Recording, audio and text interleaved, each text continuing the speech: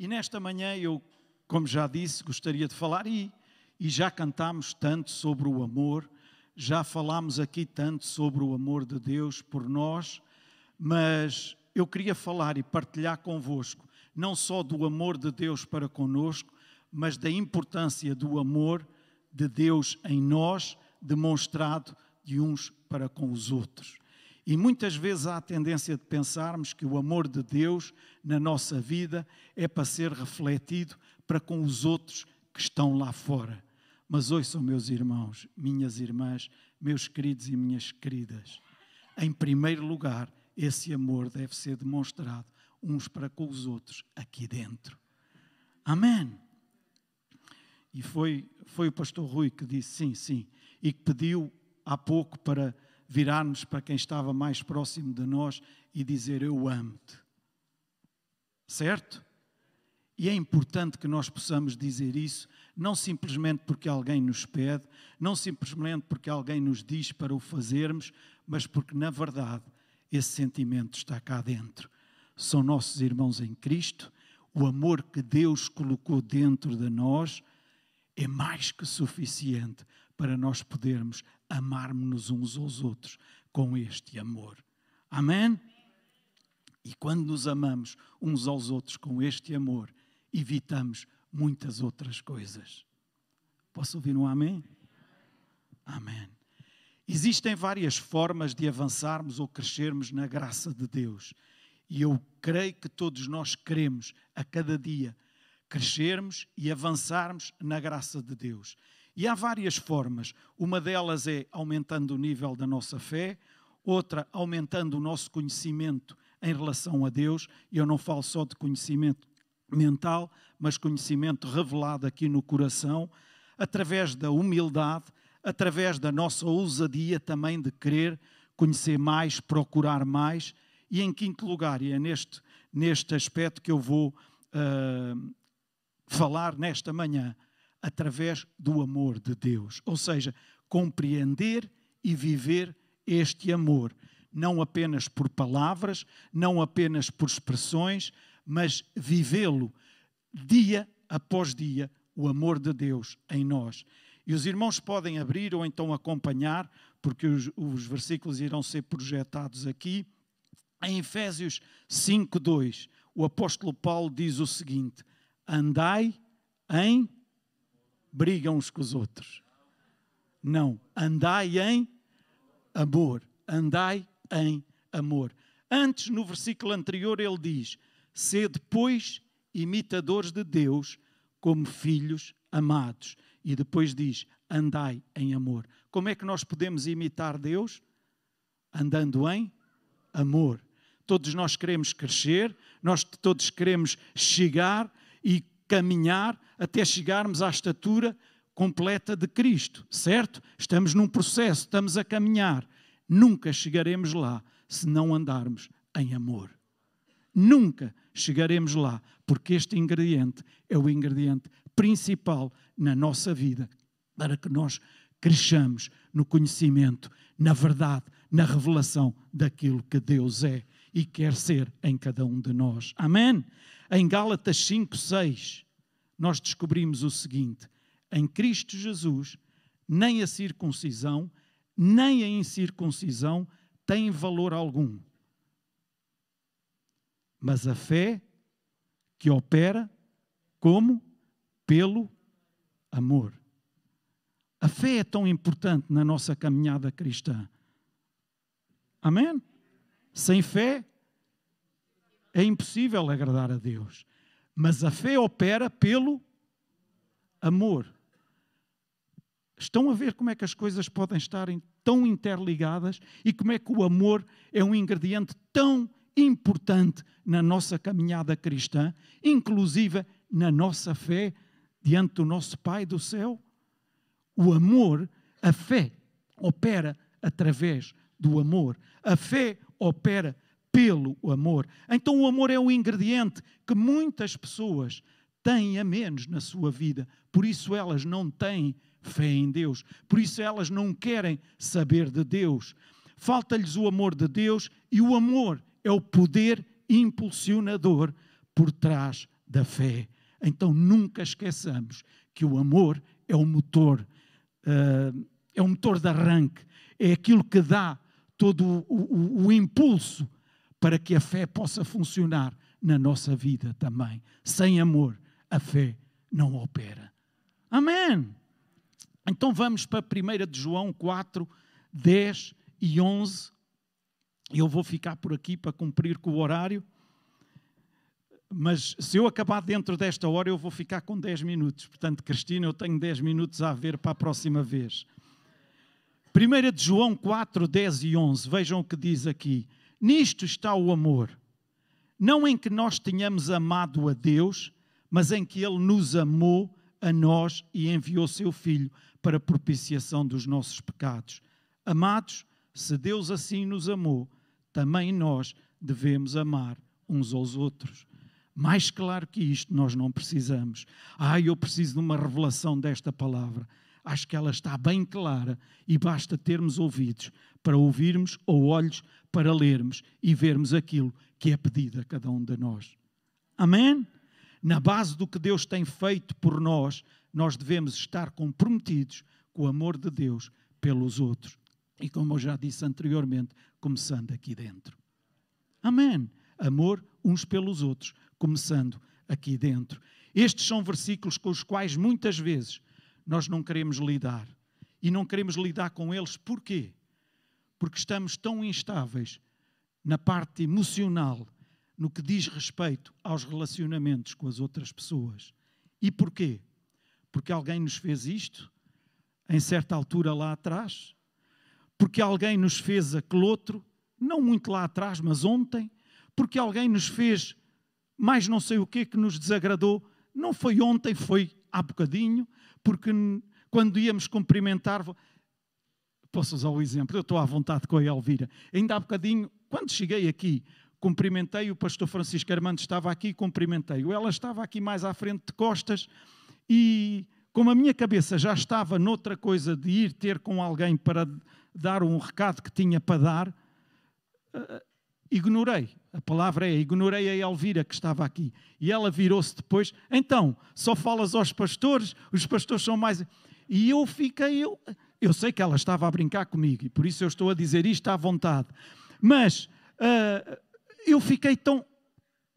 Agora, imaginem ela continuar de costas, ok? Isto não é nada do outro mundo. É coisas que se passam muitas vezes, infelizmente. Ela continuar de costas e deixar estar e depois, sim senhora, chegou ali, cumprimentou o pastor Francisco Armando, fez de conta que não me viu e mais não sei quem, e ficava. Eu, involuntariamente, tinha causado aquele sentimento na Elvira, ela começava a alimentar isso e podia criar-se aqui alguma coisa que... Estou-me a fazer entender. Um exemplo bem prático. E sabem porquê? Estas coisas levam-nos a suspeitar muito. Mas quando há amor... E o amor do tipo de Deus, que é o que é colocado dentro dos nossos corações, não é um amor qualquer, é o amor de Deus que é colocado dentro de nós. E quando nós deixamos evidenciar esse amor, a suspeita vai lá para trás. E deixamos de suspeitar tanto. Ou se calhar deixamos de suspeitar mesmo, para nos amarmos uns aos outros, como Cristo nos amou. Amém! Agora, gostaria que pensassem uma coisa. Imaginem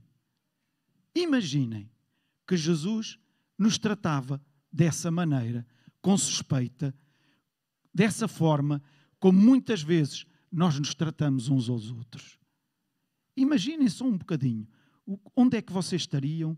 O que é que seria da vossa vida? Eu já imaginei isso comigo mesmo. E já pensei isso comigo mesmo. Eu não estaria aqui de certeza. Neste momento, não, de certeza. A minha vida não seria a que é, não, de certeza nenhuma. Mas sabem, quantos aqui estão, e lá em casa também, que sabem que Deus não nos trata desta maneira? Amém! Isso é uma garantia tão grande que nós temos, sabermos que Deus não trata connosco desta maneira. De tal maneira Ele nos trata que enviou o seu Filho para morrer na cruz do Calvário, ainda mesmo antes da nossa existência, ainda mesmo antes das barbaridades que fizemos ou não, mesmo antes de todas as coisas mal feitas que possamos ter feito, Ele já estava a entregar o seu Filho em nosso lugar. Amém! Então nós devemos amar-nos, nós devemos compreender que o seu amor é um amor superabundante, que sobrepõe as nossas atitudes egoístas e muitas vezes loucas também. Devemos amar uns aos outros da mesma forma com que Ele nos amou. E quando o apóstolo Paulo escreveu ao povo em Filipe, ele realçou uma coisa muito importante, e está lá em Filipenses 2, no versículo 2. Diz o seguinte: completai o meu gozo, tornem o meu gozo completo, tornem o meu gozo pleno, para que sintam o mesmo, tendo o mesmo amor, o mesmo ânimo, sentindo uma mesma coisa. Quando há concordância é muito fácil as pessoas amarem-se umas às outras, certo? Outra coisa é quando não existe entendimento entre duas partes. Por isso, há lugar a divórcios quando as pessoas não se conseguem entender, porque discordam uma da outra. Às vezes numa coisa, outras vezes em muitas coisas, porque discordam. É fácil nós gostarmos das pessoas que concordam connosco, que estão de acordo connosco, que pensam da mesma forma que nós, certo? Já é mais difícil nós gostarmos tanto das pessoas que não concordam tanto connosco, que não pensam tanto da mesma maneira como nós. Mas Paulo disse que se eles queriam ver um crescimento na igreja de Filipe, eles tinham que estar unidos com uma só mente. Com uma só mente. Uma só mente não significa estar sempre com a mesma opinião. Ou, posso usar a expressão, sermos todos carneirada. Desculpem-me usar a expressão. Não é isto que o apóstolo Paulo está aqui a dizer.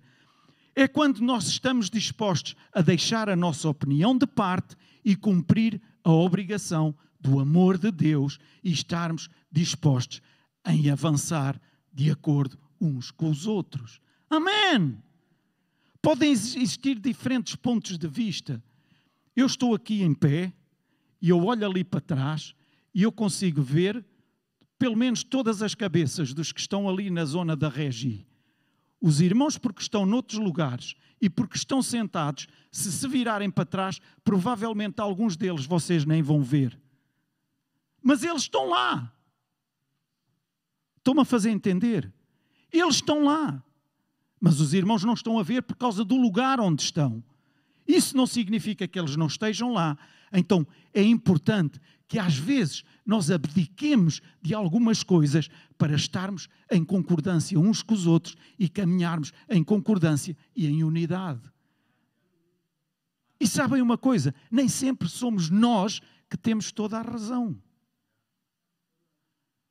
Porque por vezes nós achamos, e quando eu digo nós, eu agora estou a falar por mim, e nós. Não, mas eu costumo estar sempre certo. Eu é que costumo estar sempre com a certeza daquilo que é. Não, eu já vi isto e aquilo. Mas naquele momento a situação está-se a colocar de outra maneira. Então é preciso nós termos a capacidade, termos a ousadia para olhar, juntar-nos, ver, espera aí, se calhar eu tenho que dar aqui um passo atrás, porque não estou a ver exatamente como o meu irmão está a ver. Então vamos lá ver os dois juntos, vamos lá falar, vamos conversar, mas vamos prosseguir unidos. Amém! Isto é unidade, isto é estar de acordo. Amém! Não é um abdica sempre e o outro faz permanecer a sua ideia sempre. Num casal a mesma coisa. Há alturas em que o marido pensa de uma maneira, a mulher pensa de outra. E mal seria se os dois pensassem sempre. Aquilo tornava-se um enjoo também. Não era? É bom haver diferença também. Até para haver alguma pica. Para haver alguma ação. Para haver... Não, Eu já nem vou a essa parte da discussão, pronto. Não é uma discussão amigável. Mas é bom pensarmos de maneira diferente, porque acrescenta, certo? Acrescenta alguma coisa. E há umas alturas em que o marido tem que... Espera aí, realmente a minha mulher tem razão. Normalmente é quase sempre, elas têm sempre razão. Suva, é muito importante nós dizermos, sim senhora, tens razão, porque isto o homem é o cabeça, a mulher é o pescoço, portanto, o pescoço movimenta a cabeça para onde quer. Mas é importante nós reconhecermos isto, se queremos caminhar juntos e em unidade de fé. E para isso, qual é o ingrediente principal? Qual é o que ajuda a eu poder, em relação, agora vou usar o meu exemplo, em relação à minha esposa, há alturas em que ela acha que uma coisa deve ser feita de uma maneira e eu acho que deve ser de outra. Mas o amor que há entre nós os dois é muito superior a isso que se pode levantar e que nos leva os dois a agir em conformidade, sem custo. Ouçam, sem custo. Porquê? Porque eu a amo e porque ela me ama. Amém! E quando o amor de Deus está envolvido no meio da igreja, deve ser sem custo que nós caminhamos juntos. Não é com custo, não é custar, não é por força, não é por violência, mas é porque o amor de Deus está arraigado no meio, no seio da sua igreja. Amém! Devemos estar abertos para ouvir, por vezes até mudar algumas perspectivas, para que o amor de Deus entre nós seja a evidência maior no alcance dos objetivos. Não é fácil, porque muitos de nós agarramos-nos cegamente àquilo que acreditamos muitas vezes. E quando os outros não acreditam exatamente da mesma forma, são eles que estão errados e ponto final. E a melhor forma de fazermos aquilo que nós queremos é descartarmos-nos dessas pessoas que nos podem fazer alguma frente. É duro de ouvir e muitas vezes vimos amigos a separarem-se porque um deles não quis abdicar, porque um deles não quis juntar-se com o outro, falar, conversar, para caminharem, continuarem a caminhar juntos. E então, então é melhor separar-nos. Ouçam, o melhor é estarmos juntos e caminharmos juntos. Amém! 1 de João 4,19 diz, nós o amamos, porquê? Porque Ele nos amou primeiro. Oh, meus irmãos, quem somos nós para dizer, não, eu o quê? Eu amo porque Ele me amou primeiro. Se não fosse Ele amar-me primeiro, o eu não estava em lado nenhum. Amém! Se não consegues amar os outros através deste amor, então é difícil manter-te no caminho do amor. E será mesmo uma coisa difícil. Vamos lá para Mateus 18. Se não crescermos no amor de Deus, de maneira nenhuma podemos experimentar a plenitude dos seus benefícios, nem entender a dimensão da graça de Deus na nossa vida. E eu creio que todos nós queremos desfrutar da plenitude dos seus benefícios e todos nós queremos entender mesmo a dimensão da graça de Deus na nossa vida. Amém? Então, Mateus 18, a começar no versículo 21. É uma passagem que todos nós conhecemos bem, mas eu gostaria de realçar aqui alguns aspectos. Diz o seguinte, então Pedro, aproximando-se dele, disse, Senhor, até quantas vezes pecará meu irmão contra mim? E eu lhe perdoarei. Até 7? Jesus disse, não te digo até 7, mas 70 vezes 7.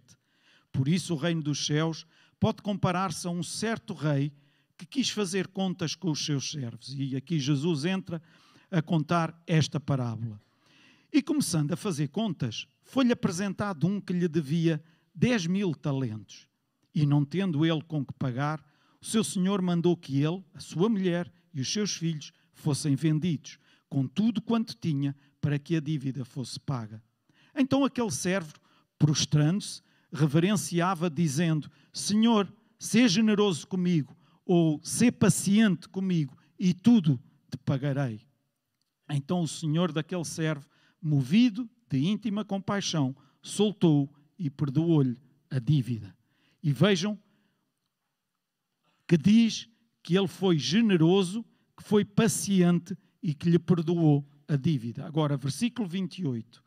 Saindo, porém, aquele servo, a quem lhe tinha sido perdoada a dívida, encontrou um dos seus conservos, que lhe devia 100 denários, e lançando mão dele, sufocava-o, dizendo: paga-me o que me deves. Então o seu companheiro, prostrando-se a seus pés, rogava-lhe, dizendo: sê generoso, paciente comigo. A mesma expressão exatamente que ele tinha usado para com o seu senhor. E tudo te pagarei.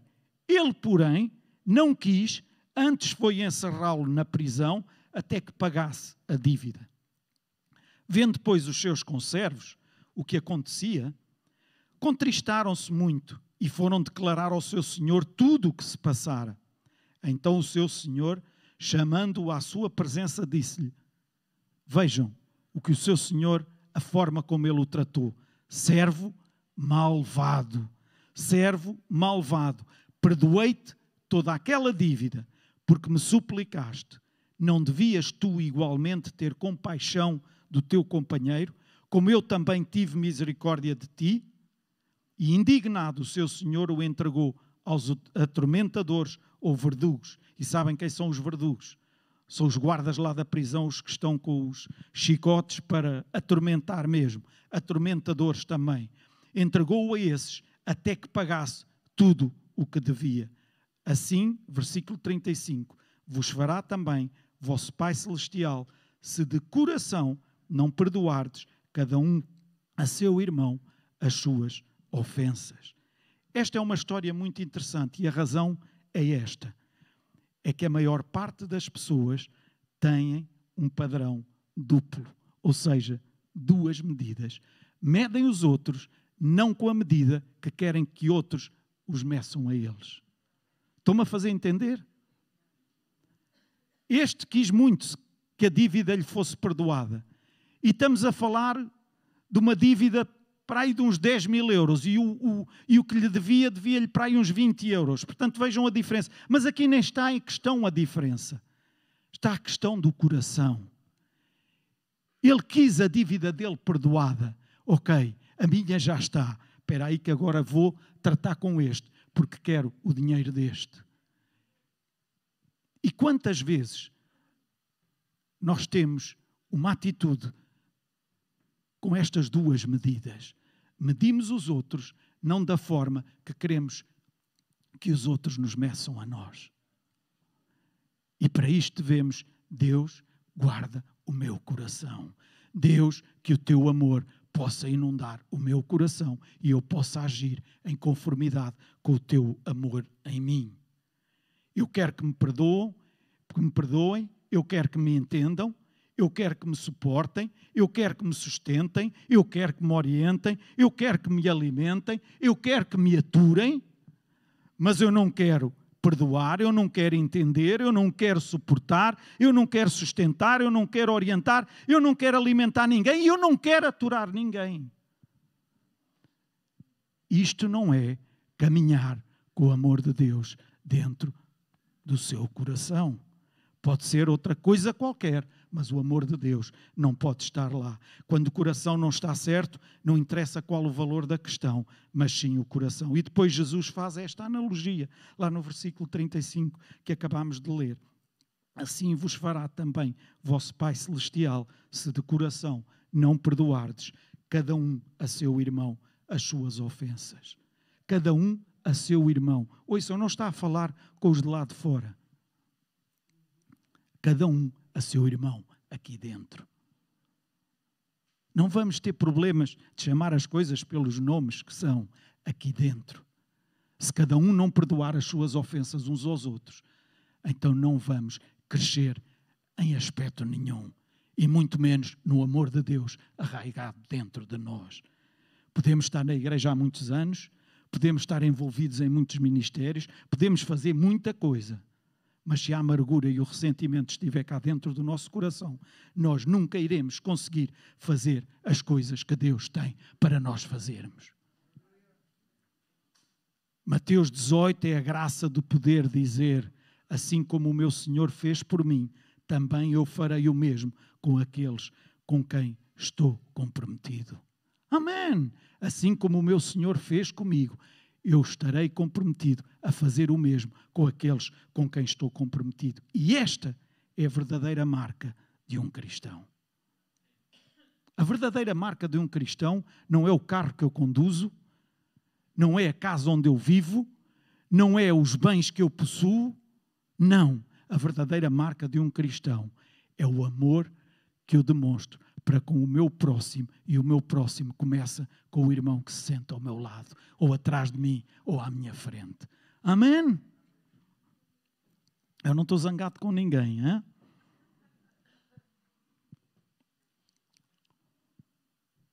Como disse anteriormente, não importa há quanto tempo podemos estar na igreja, mas será que estamos dispostos a perdoar sempre? Não, eu perdoo quando as pessoas reconhecem. Não. Nós devemos perdoar sempre, mesmo quando não nos vêm pedir perdão. Se nós queremos ver a bênção de Deus na nossa vida, nós devemos perdoar. É fácil? Não é. Eu não estou a dizer que é fácil. Mas é uma decisão que nós temos que tomar. Mesmo quando nos fazem mal. E às vezes fazem-nos mal mesmo. Às vezes querem nos fazer mesmo mal. Mas isso é só lá fora. Às vezes. Às vezes querem nos fazer mesmo mal. Mas ainda assim, a melhor atitude que podemos ter é perdoarmos. Ouçam, o perdão liberta. Liberta-nos e liberta as bênçãos de Deus sobre a nossa vida. Mas nós não temos que... Não. Deus lida, Deus trata. Amém? E sabem uma coisa? Ele é quem lida melhor e é quem trata melhor. Muito melhor do que nós a tratarmos dessas situações. Amém? Devemos crescer no amor de Deus, compreender este amor de Deus. E Deus nos guarde para que não olhemos para o amor de Deus como se de amor de homens se tratasse. Nunca olhes para o amor de Deus como se fosse igual ao amor dos homens. Porque o amor dos homens, à primeira nega, põe de lado. À primeira nega, põe de lado. E o amor do nosso Deus nunca nos põe de lado. Amém. Nós podemos ficar desconfortáveis, mas se queremos crescer em muitos níveis, primeiro temos que crescer no amor uns pelos outros. Se a igreja quer crescer, passar para outro nível do mover de Deus, temos que estabelecer estes parâmetros o mais cedo possível. Quais? Amarmos-nos nos dois sentidos. Amém. Em João 13:35, e tantas vezes citamos isto, mas parece que somos um bocadinho... Nem vou usar o termo. João 13:35 diz: é por causa do amor com que nos amamos que o mundo nos reconhece. É por causa do amor com que nos amamos que o mundo nos reconhece. Agora deixem-me pôr as cartas na mesa. Se andarmos aqui dentro às turras, acham que alguém lá fora vai reconhecer-nos? Eu quero é estar longe daquela gente. Pensam mal? Não, pensam muito bem. Se nós estivéssemos no lugar deles, faríamos a mesma coisa. Então este amor não é para ser falado, é para ser vivido. Amém! E quando alguém vem ter contigo, olha, sabes, não queres saber a última, agora o outro não sei o quê. Foi. Então olha, se calhar nós precisamos de orar por essa pessoa. Achas que podemos abençoá-la e pedir... Será que podemos fazer alguma coisa por ela, em vez de ires acrescentar ainda mais alguma coisinha? Não, isto não é murmuração. Isto é só uma constatação de factos. Vamos avançar.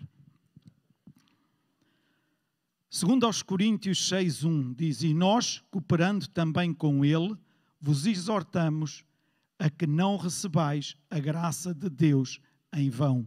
Noutra tradução diz, eu não sei se mandei estas traduções também, pedimos que não aceitem este maravilhoso dom da bondade de Deus para depois o ignorarem. Noutra, rogamo-vos para que não rejeiteis esta vida maravilhosa que Deus vos tem dado. Então não rejeitemos a graça de Deus que nos alcançou com estas mesquinhices e com estas situações que muitas vezes nós alimentamos e colocamos a graça de Deus fora da nossa vida. Quando entendermos a graça de Deus, nós nunca a iremos rejeitar. Amém! Nós necessitamos da graça de Deus. É pela graça de Deus que nós estamos aqui hoje. Amém! Vamos compreender como Deus nos tem amado e tratado, como a sua misericórdia e compaixão estão na nossa vida. E devemos buscar sentir essa mesma misericórdia e compaixão pelos outros. Em Gálatas 2:21 diz o apóstolo Paulo: eu não aniquilo a graça de Deus. Na versão amplificada diz: eu não trato os maravilhosos dons de Deus como se fosse algo de menor importância, ou seja, como se fosse alguma coisa que eu não desse valor. Eu não invalido nem desprezo a graça, ou seja, o favor imerecido de Deus, o poder capacitador de Deus na minha vida, porque eu preciso dele. Amém! Ok, eu acredito, mas deixa os mas e deixa-te mergulhar nesta dimensão da graça de Deus na tua vida. De acordo com este versículo, vejam o que os crentes podem fazer com esta graça. Podem recusá-la, podem desperdiçá-la, podem rejeitá-la, podem desprezá-la, podem colocá-la de parte, podem invalidá-la ou mesmo anulá-la. E como? Através de ações carnais e ações desregradas e às vezes completamente desorientadas, porque fazem simplesmente aquilo que lhes vem à cabeça naquele momento e nem pensam sequer nas consequências. Eu não estou a falar de perder a salvação, eu estou a falar de perderem a totalidade dos benefícios que a graça de Deus nos oferece. E acho que todos nós queremos viver debaixo e com esses benefícios que a graça de Deus nos dá. É melhor sermos diligentes e fazermos o oposto. Então devemos estar comprometidos com o amor de Deus. Não se trata de um amor humano, porque o amor humano deixa de amar quando é ofendido. Quantas vezes já nós ofendemos Deus? Quantas vezes, com atitudes que tivemos, Deus deixou de nos amar?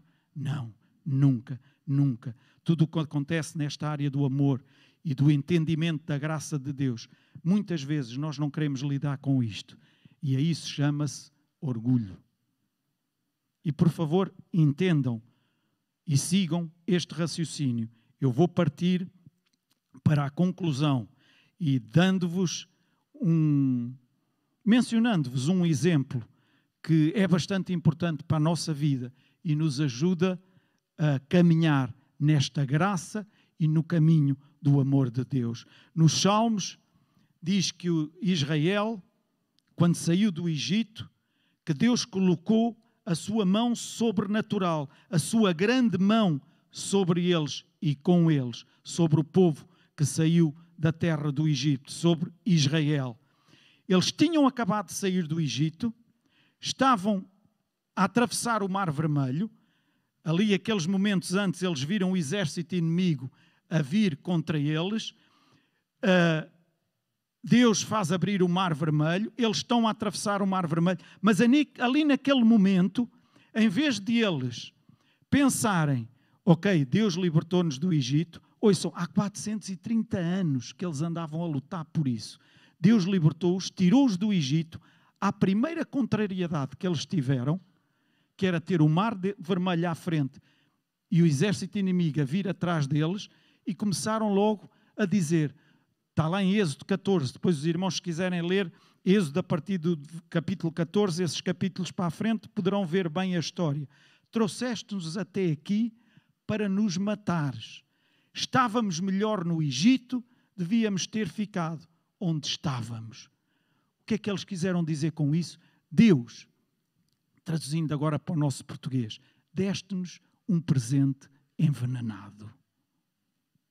Quantas vezes é que nós já reagimos para Deus? Deus, então foi isto que tu me deste? Foi para isto que me trouxeste até aqui? Foi para isto que me... Tu deste-me um presente envenenado. Deus não dá presentes envenenados. Nunca, nunca, nunca. apesar de terem estado a pedir para sair do Egito durante os 430 anos, eles começam a reclamar logo à primeira contrariedade. Mas Deus ignora a murmuração deles e a Bíblia diz-nos que Deus fechou o Mar Vermelho depois deles passarem e os egípcios morreram todos lá naquele mar. Passamos para o capítulo 15, capítulo seguinte. 3 dias fora do Egito e estavam a murmurar de novo. Agora é porquê? Porque chegam a um lugar e a água que têm é amarga. Trouxeste-nos até aqui, não temos água para beber, porque esta água é amarga. E isto faz-me lembrar alguns cristãos. Para que ser cristão? Com aquilo que eu vejo nos meus colegas e o que o meu chefe faz ao colega A, B, C e D, se calhar mais vale não ser cristão.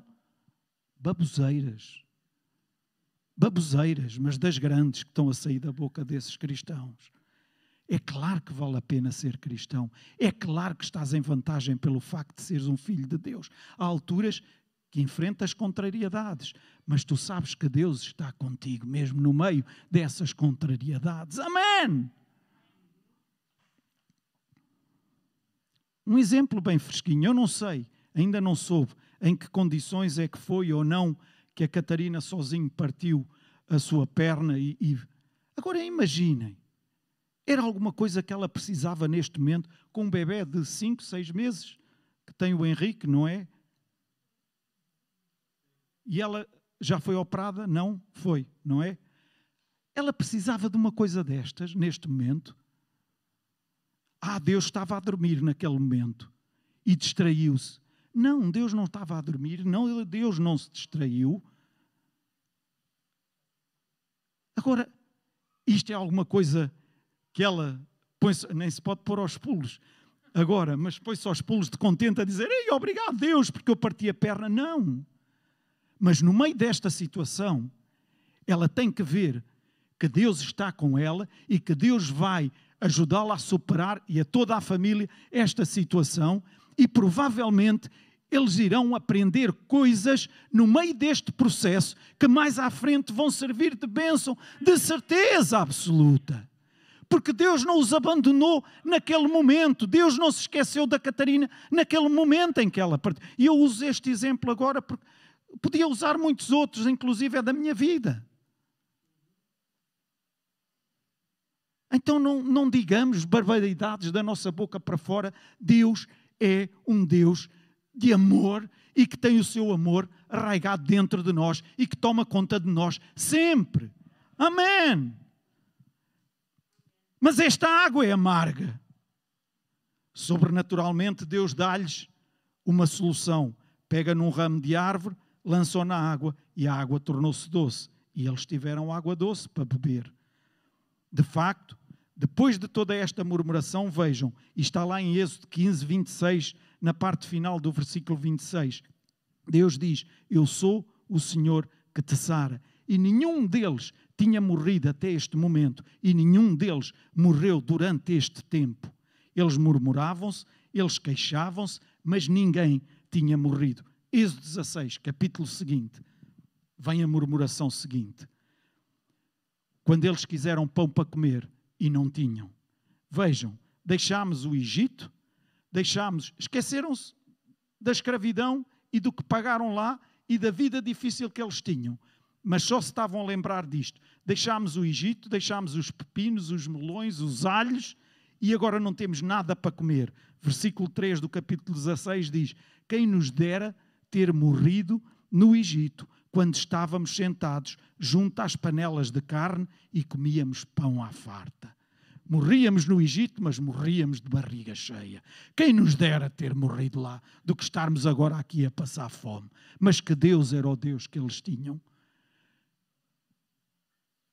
Que Deus era o Deus em que eles confiavam. E Deus o que é que fez? Enviou-lhes o maná. E nós damos tantas graças a Deus. Porque Ele, na maior parte das vezes, Ele não tem em conta as barbaridades que nós dizemos da nossa boca para fora. Porque se Ele levasse em consideração e em conta isso, onde estaríamos todos nós? Amém? Ou pelo menos eu. Deus sobrenaturalmente dá-lhes o maná que vem do céu. Esta é a terceira vez em que eles murmuravam, ainda assim ninguém tinha morrido e foram todos para Redifim. Capítulo 17 de Êxodo. Quando eles chegaram a Redifim, repararam que não havia água para beber, nem amarga, nem doce, agora. E mais uma vez, de forma sobrenatural, pela mão de Moisés, Moisés feriu a rocha e dela saiu água. Pela quarta vez, murmuraram, queixaram-se e ainda assim ninguém morreu. Porquê? A graça de Deus sobre eles. Ouçam, a graça de Deus sobre eles. E chegamos ao capítulo 19 de Êxodo. Eles chegam a Sinai. Quando eles chegaram a Sinai, Deus disse-lhes, versículos 5 e 6. E aqui prestem atenção, e era aqui que eu queria focar mesmo para vocês. Eu quero que vocês sejam um tesouro especial para mim. Isto diz Deus a eles. Vou fazer de vós um reino de sacerdotes. E vejam a resposta deles em Êxodo 19, versículo 8. Tudo o que o Senhor tem falado, faremos. E relatou Moisés ao Senhor as palavras do povo. Agora, a partir do hebraico, as coisas não são como parecem aqui. E espero fazer-me entender agora. Aqui, nós até podemos perceber isto como, Senhor Deus, tudo aquilo que tu quiseres, nós estamos dispostos a fazer. Nós vamos fazer. Nós estamos disponíveis para fazer tudo aquilo que tu nos pedires. E podemos ler com esse sentido. Mas o sentido com que eles disseram do hebraico não é esse. No hebraico é isto. Olha, Jeová, nós somos capazes de fazer tudo aquilo que tu nos disseste para fazer. Portanto, podes inventar o que quiseres, nós temos capacidade, nós somos capazes, nós conseguimos, nós. O hebraico é tão forte que expressa arrogância, orgulho e um sentido de autossuficiência. Eu sou capaz de fazer tudo aquilo que Deus me mandar. E, por favor, não me interpretem mal. Não há problema nenhum em dizermos eu sou aquilo que Deus diz que eu sou e eu consigo. Não há, desde que tenhamos sempre a plena certeza de que aquilo que somos e aquilo que conseguimos é por causa do favor de Deus e a graça de Deus na nossa vida. E não pela nossa força ou pela nossa inteligência ou pela nossa habilidade. Não tem nada a ver com isso, mas tem a ver com a capacidade que Deus coloca em nós e depende dele. Amém? E isto não era o que o povo de Israel estava a ver. Nós conseguimos. E quando eles desafiam Deus desta maneira, e quando mostram a sua arrogância e o seu orgulho, Deus diz agora, ok, Moisés, sobe ao monte. E os capítulos seguintes descrevem o que Moisés fez lá no monte. E todos sabemos o que é que Moisés foi lá fazer, o que é que lhe foi dado. Foi dada a lei. Mas se lerem todos estes versículos, não somente vão ver que Deus lhes deu os 10 mandamentos, mas vão ver e leiam depois em casa, vão ler algumas das imposições mais fortes que Deus colocou à humanidade, foram dadas nesta altura. E porquê? Estava lá, se fizeres isto, tu vais ter de consequência aquilo. Se disseres aquilo, vais sofrer aquele outro. E tudo isto, porquê? Porque Israel disse, nós podemos fazer tudo o que tu nos disseres. O orgulho antecede a destruição. Ouçam, meus irmãos, o amor é o ingrediente que nós precisamos mais na nossa vida, para que em tempo algum o orgulho possa tomar conta de nós, porque o orgulho antecede a queda. E uma queda muito grande. E a expressão portuguesa que nós costumamos ouvir falar, quanto mais alto subires, maior é a queda. Ouçam, meus irmãos, que nunca possamos dar lugar ao orgulho dentro do nosso coração. Por isso é importantíssimo que nós possamos pedir a Deus constantemente, Deus guarda o meu coração. Deus guarda o meu coração. E termino com isto. No momento em que tu disseres de forma arrogante, eu posso fazer tudo aquilo que me disseres para fazer.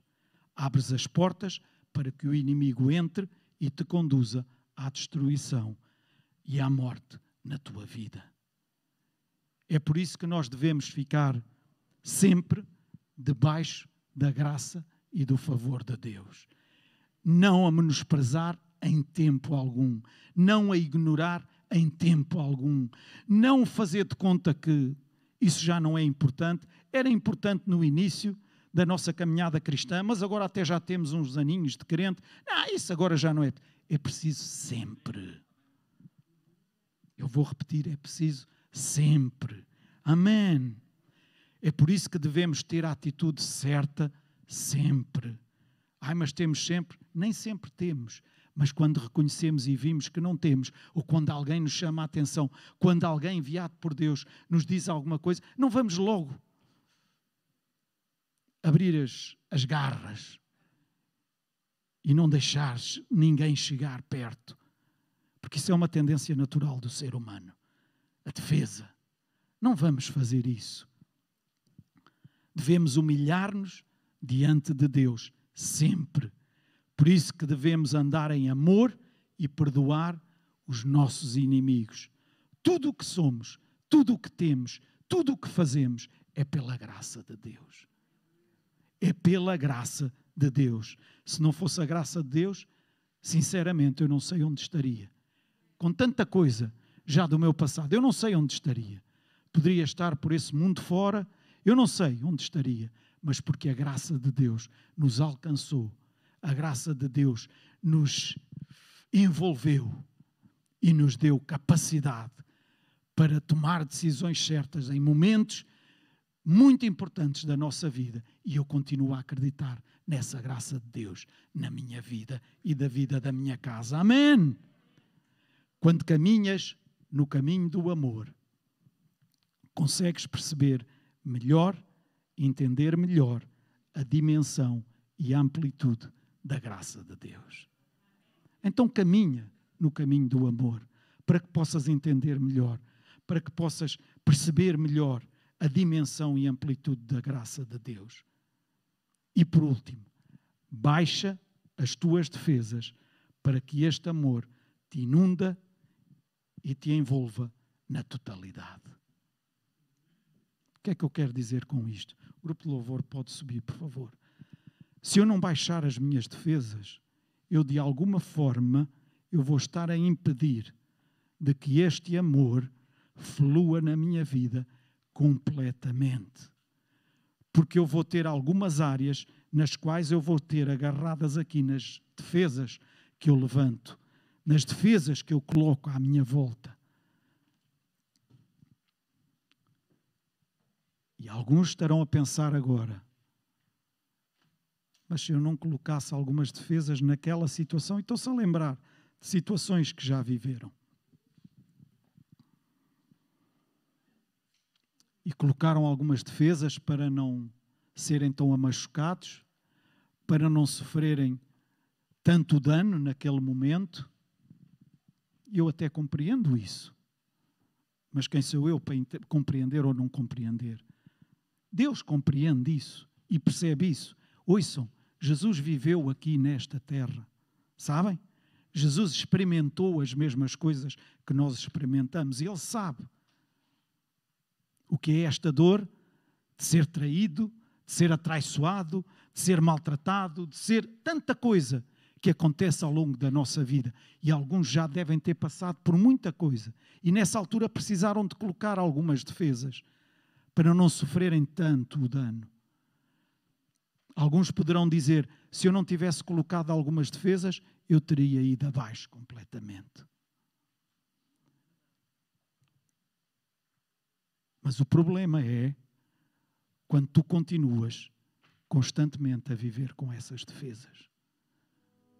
E essas defesas vão te impedir de mergulhares na dimensão do amor de Deus que Ele quer que tu vivas na tua vida. Então é a altura, provavelmente, agora de baixares essas defesas e dizeres, ok, o momento passou e eu agora vou baixar estas defesas. Mas eu tenho medo daquilo que eu possa vir a ser. Não tenhas medo. Deus conhece-te melhor que ninguém. Melhor que ninguém. Deus conhece-te. Deus tem-te ao seu colo. Deus não vai à frente e tu atrás. Ele leva-te ao seu colo. Deus não é um pai que ausente. Não é um pai que vem a casa ao fim de semana apenas.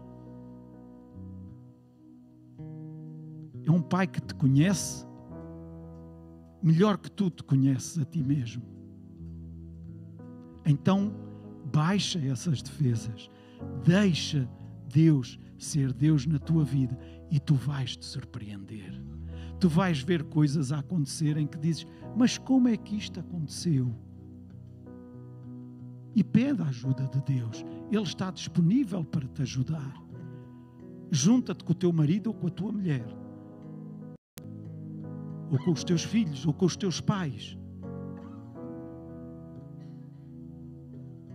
E coloquem a Deus isso que está a fazer com que essas defesas estejam levantadas. Para que elas venham e caiam por terra. E tu vais ver o caminho a ser aberto. Vais ver caminho onde não há caminho. Amém. E vais ver como o amor de Deus te começa a inundar de uma forma tal que tu dizes, eu nunca experimentei tanto como agora estou a experimentar de Deus na minha vida. E isto até parece mentira, porque aos olhos de alguns isto seria um momento, se calhar, para eu estar a chorar, para eu estar a lamentar, para eu estar a não sei quê, e eu estou a gloriar-me com Deus, e a glorificar a Deus, e a exaltar a Deus, porque o amor de Deus que está dentro do meu coração abrange-me de tal forma que eu consigo olhar para estas pessoas e dizer, eu as amo em Cristo Jesus. Amém! Amém! E não há nada melhor do que deitares a tua cabeça na tua almofada e não teres isto contra o A, aquilo contra o B, aquele outro contra o C. Estão-me a fazer entender, meus irmãos. Não deixes que isso tome lugar no teu coração e tu vais ver quão bom é viver, é caminhar no caminho do amor. Exaltemos a Deus, louvemos a Deus e glorifiquemos a Deus. Amém.